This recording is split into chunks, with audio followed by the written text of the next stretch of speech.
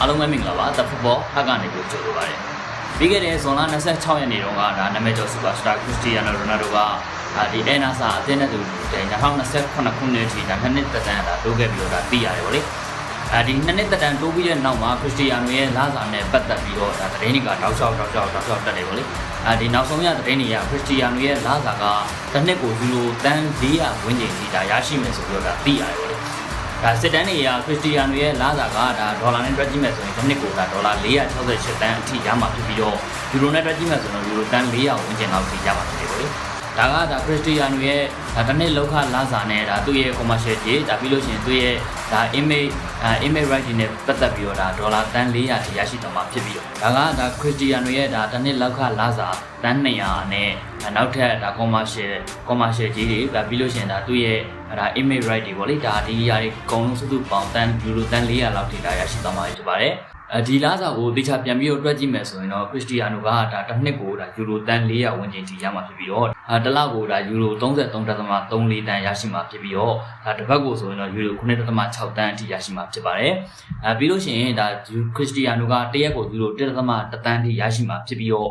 တနာယူဆိုတော့ဒါယူရို46,300အထိဒါရရှိမှာဖြစ်တယ်ဗောလေမြန်မာငွေနဲ့တွက်ကြည့်မယ်ဆိုရင်တော့ဒါတနာယူကိုခရစ္စတီယာနိုကသိန်း208သိန်းအထိကိုရရှိမှာဖြစ်ပြီးတော့တမီနစ်ကိုဆိုရင်တော့ဒါယူရို982ယူရိုရရှိမှာဖြစ်ပြီးတော့မြန်မာငွေနဲ့တွက်ကြည့်မယ်ဆိုရင်တော့ဒါ34သိန်းရရှိမှာဗောလေဒါတစ်စက္ကန့်ကိုဆိုရင်တော့ဒါခရစ္စတီယာနိုက12.9ယူရိုထိရရှိမှာဖြစ်ပြီးတော့မြန်မာငွေနဲ့တွက်ကြည့်မယ်ဆိုရင်တော့ဒါ98,000ကျပ်တိတိကိုရမှာဗောလေပြန်တွက်ကြည့်မယ်ဆိုရင်ဒါတရက်ရဲ့လောက်ခကိုတွက်ကြည့်မယ်ဆိုတော့ညီမငွေနဲ့တွက်ကြည့်မယ်ဆိုရင်တရက်ရဲ့လောက်ခလာစာကသိန်းပေါင်း9,000ကျော်ရရှိမှာဖြစ်ပြီးတော့ဒါကသူ့ရဲ့လောက်ခလာစာနဲ့ဒါသူ့ရဲ့ image right commercial right တွေနဲ့ပတ်သက်ပြီးတော့ရတဲ့လောက်ခလာစာပေါ့လေနောက်ထပ်အပိုစုကြီးတွေဘာတွေထပ်ပြီးတော့ရှိသေးတယ်ဒါကဘာလဲဆိုတော့ခရစ္စတီယာနိုကအကယ်၍သူကပွဲတော်ပွဲမှာသွင်းကိုတပိုးရရှိခဲ့မယ်ဆိုရင်သူကပေါင်8,000ထိရရှိမှာဖြစ်ပြီးတော့ကိုဖန်တီမှုတစ်ချိန်ပြုလုပ်ပေးနိုင်မယ်ဆိုရင်တော့ပေါင်4,000ထိရရှိမှာဖြစ်ပါတယ်အဲ့ဒီအပြင်ကမှသူကကယ်၍ပွဲစဉ်တစ်ပွဲမှာသူကသွင်းကို3ကို hat trick ကိုရရှိခဲ့မယ်ဆိုရင်တော့ပေါင်3သိန်းထိရရှိမှာဖြစ်ပြီးတော့ပွဲစဉ်တစ်ပွဲထဲမှာသူကကိုဖန်တီမှု3ချိန်သာလုပ်နိုင်ခဲ့မယ်ဆိုရင်တော့ပေါင်3သိန်းခွဲထိထပ်ပြီးတော့ရရှိမှာဖြစ်ပါတယ်အဲ့ဒီအပြင်ကမှသူ့ရဲ့နောက်ထပ်ကြိုးခံလာခွင့်ကအကယ်၍ sorry pro league မှာခရစ္စတီယာနိုက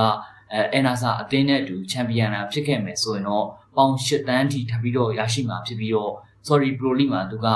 ဂိုးသွင်းအများဆုံးရွှေဖနက်စုကိုသာရရှိခဲ့မယ်ဆိုရင်တော့နောက်ထပ်ပေါင်4တန်းထပ်ပြီးတော့ရရှိမှာဖြစ်ပါတယ်အဲ့ဒီအပြင်ကမှခရစ္စတီယာနိုကအကယ်၍သူကအားလက်ရက်ဒီမှာပန်းပြေခီးတွေပါထွက်မယ်ဆိုရင်လည်းဒါသူ့ရဲ့မိသားစုရဲ့ကုန်ကြစိတ်အားလုံးကိုအန်နာဆာအသင်းဘက်ကတာဝန်ယူပေးသွားမှာဖြစ်ပြီးတော့နောက်ထပ်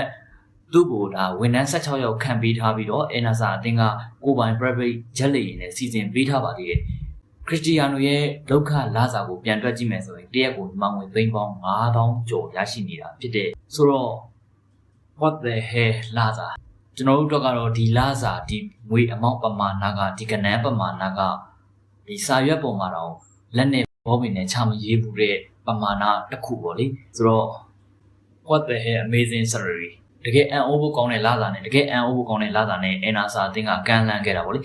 ဒါကြောင့်မလို့ဒါ sorry လူဘက်ကကန်လန်းပြီဆိုရင်ကစားသမားတော်တော်များများကဒီသူတို့ရဲ့လောကလာစာအမောင်ကြီးကိုမငင်းနိုင်ဘူးအဲ့ဒါကြောင့်မလို့လဲ sorry league ကိုဒါတဖြည်းဖြည်းနဲ့ဒါကစားသမားတွေဥရောပအခြေဝင်ကစားသမားတွေတဖြည်းပြောင်းသွားတယ်နော်မြင်နေရတယ်ပေါ့လေဆိုတော့